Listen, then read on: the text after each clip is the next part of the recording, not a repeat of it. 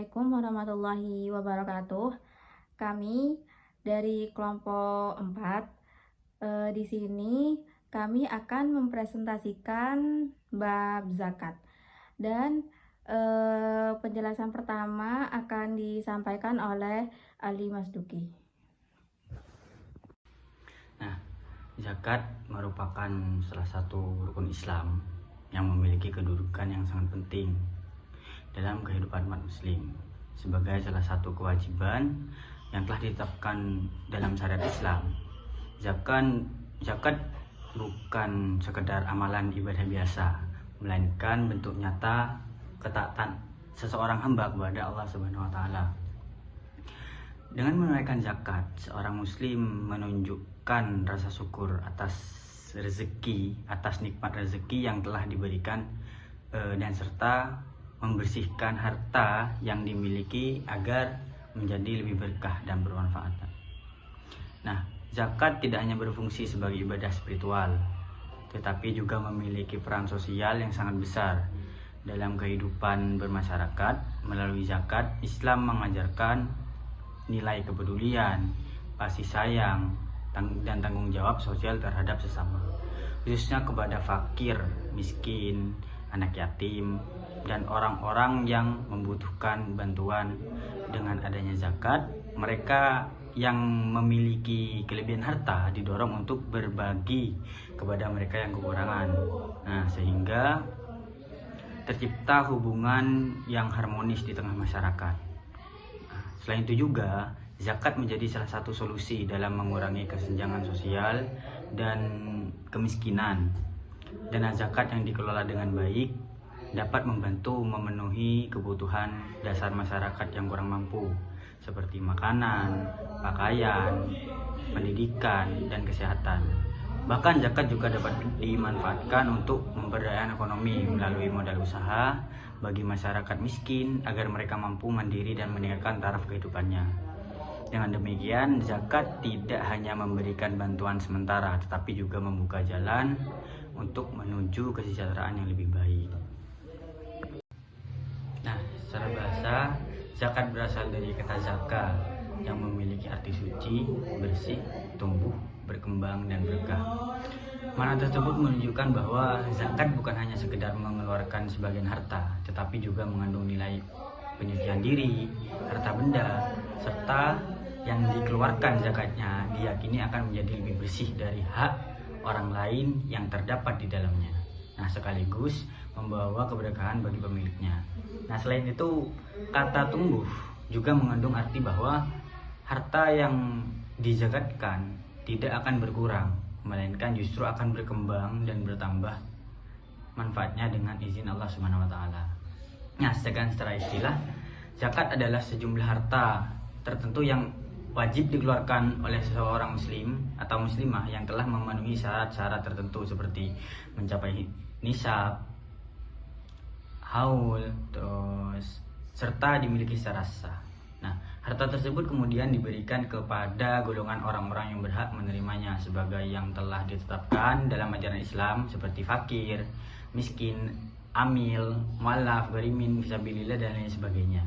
Nah, dan dengan demikian, zakat merupakan kewajiban yang memiliki aturan jelas baik dari segi jumlah, waktu maupun penerimanya. Nah, zakat memiliki tujuan utama, yaitu membersihkan harta dari hal-hal yang tidak baik, serta menyucikan jiwa pemilik harta dari sifat kikir, tamak, dan cinta dunia berlebihan. Nah, ketika seseorang adalah mengeluarkan sebagian hartanya untuk zakat, maka ia sedang belajar untuk ikhlas, bersyukur, dan menyadari bahwa segala harta yang dimiliki hanya titipan dari Allah Subhanahu wa taala. Dengan demikian dikeluarnya zakat. Nah, harta tersebut menjadi lebih halal, bersih, dan penuh keberkahannya sehingga dapat mendatangkan ketenangan bagi pemiliknya. Selain itu juga, zakat juga berfungsi menumbuhkan rasa kepedulian sosial dan solidaritas antar sesama manusia. Melalui zakat, orang yang mampu diajak untuk memperhatikan kondisi saudara-saudaranya yang sedang mengalami kesulitan ekonomi. Bantuan zakat dapat meringankan beban hidup fakir miskin, memenuhi kebutuhan dasar mereka, serta memberikan kesempatan untuk hidup lebih layak. Dan dengan adanya zakat, jurang perbedaan antara si kaya dan si miskin dapat diperkecil sehingga tercipta keseimbangan sosial dalam masyarakat. Baik, selanjutnya kita masuk ke macam-macam zakat. Dalam Islam, zakat dibagi menjadi 2 poin utama, yaitu zakat fitrah dan zakat mal. Yang pertama adalah zakat fitrah. Zakat fitrah adalah zakat yang wajib dikeluarkan oleh setiap muslim setiap menjelang hari raya Idul Fitri. Nah, biasanya zakat ini berupa makanan pokok seperti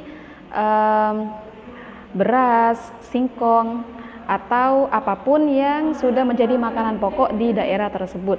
Nah, seperti beras yaitu sebanyak ketentuannya 2,5 kg. Nah, contohnya jika dalam satu keluarga terdapat 4 orang, maka harus mengeluarkan sekitar 10 kg beras untuk zakat fitrah. Namun di masyarakat kita itu berbeda-beda. Misalnya ada yang sebagian menggenapkan menjadi 2,7 kg, bahkan ada yang menggenapkan sampai 3 kg, yaitu untuk ikhtiyat atau hati-hati. Nah, tujuan dari zakat fitrah adalah untuk mensucikan diri setelah berpuasa selama 1 bulan kan. Nah, serta membantu orang-orang yang kurang mampu agar mereka bisa merasakan kebahagiaan di hari raya Idul Fitri. Nah, yang kedua yaitu zakat mal. Zakat mal adalah zakat yang berkaitan dengan harta benda yang dimiliki sendiri. Nah, zakat mal dikenakan pada harta seperti uang, emas, hasil usaha, atau penghasilan yang telah mencapai nisab atau ketentuan-ketentuan zakat mal. Nah, dan harta tersebut dimiliki selama 1 tahun penuh dan tidak dipakai sama sekali. Sebagai contoh, jika seseorang memiliki tabungan yang cukup besar, katakanlah misalkan 100 juta. Nah, yang wajib dikeluarkan itu adalah 2,5%-nya. 2,5% itu katakanlah 2.500.000 zakat dari 100 juta. Nah, jika zakatnya lebih dari itu, maka tinggal hitung sendiri berapa 2,5% dari harta tersebut. Nah, melalui zakat mal ini kita diajarkan untuk tidak terlalu mencintai harta atau tidak terlalu cinta pada dunia dan lebih peduli pada sesama. Jadi, kedua zakat ini memiliki peran yang sangat penting baik untuk diri sendiri dan juga masyarakat sekitar. Baik, pada slide selanjutnya kita akan membahas tentang waktu pelaksanaan zakat. Jika tadi ada macam-macamnya zakat, sekarang kita membahas tentang pelaksanaan zakat yang mana antara zakat mal dan juga zakat fitrah itu waktunya berbeda.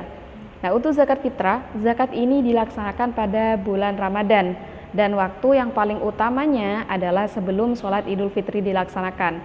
Nah, kenapa ini dikatakan waktu paling utama, yaitu karena zakat fitrah ini bertujuan agar orang-orang yang membutuhkan bisa langsung merasakan manfaatnya sebelum hari raya Idul Fitri. Nah, jadi jika zakatnya disalurkan kepada orang yang kurang mampu di hari menjelang Idul Fitri, maka orang tersebut bisa langsung merasakan manfaatnya atau langsung bisa menukarkan mungkin untuk membeli kebutuhan hari raya Idul Fitri. Nah, sebagai contoh, jika zakat fitrah diberikan jauh sebelum hari raya Idul Fitri, mungkin akan dipakai untuk memasak sehari-hari dan tidak ada untuk menyambut hari raya Idul Fitri. Itu sebagai contoh. Nah, sedangkan zakat mal tidak memiliki waktu khusus seperti zakat fitrah. Karena kenapa? Karena zakat mal ini kan tergantung nisab atau tergantung banyaknya harta yang dimiliki. Nah, zakat mal ini wajib dikeluarkan ketika harta sudah mencapai nisab, sudah mencapai ketentuan-ketentuan yang sudah berlaku. Nah, dan telah dimiliki selama 1 tahun penuh yang bisa dan biasa disebut dengan haulnya. Nah, misalnya jika seseorang sudah mulai memiliki tabungan yang cukup pada bulan Januari atau bulan April ini, maka bulan April tahun depan jika harta tersebut tidak dipakai sama sekali, maka sudah mencapai atau sudah memenuhi kriteria untuk mengeluarkan zakat. Nah, jadi misal di tahun ini, misalkan di bulan ini punya 100 juta dan sampai bulan April tahun depan tidak dipakai sama sekali, maka wajib dikeluarkan zakatnya. Berapa? Seperti yang saya sebutkan tadi, zakatnya yaitu 2,5%, yaitu sekitar 2,5 juta. Nah, dengan memahami waktu pelaksanaan ini teman-teman, kita bisa menunaikan zakat dengan tepat dan sesuai dengan ketentuan dalam Islam. Slide berikutnya, syarat dan penerimaan zakat. Zakat wajib ditunaikan oleh seorang muslim yang telah memenuhi beberapa syarat seperti beragama Islam, sudah baligh, berakal sehat, dan memiliki harta yang cukup untuk mencapai nisab. Dalam Islam, penerima zakat telah ditentukan menjadi 8 golongan, yaitu fakir, miskin, amil, mu'allaf, liqab, gharimin, fisabilillah, dan ibnu sabil. Dengan adanya ketentuan ini, zakat dapat disalurkan secara tepat kepada orang-orang yang membutuhkan. Slide berikutnya ialah kesimpulan. Dari penjelasan yang telah kami sampaikan, dapat disimpulkan bahwa zakat merupakan salah satu ibadah yang penting dalam Islam.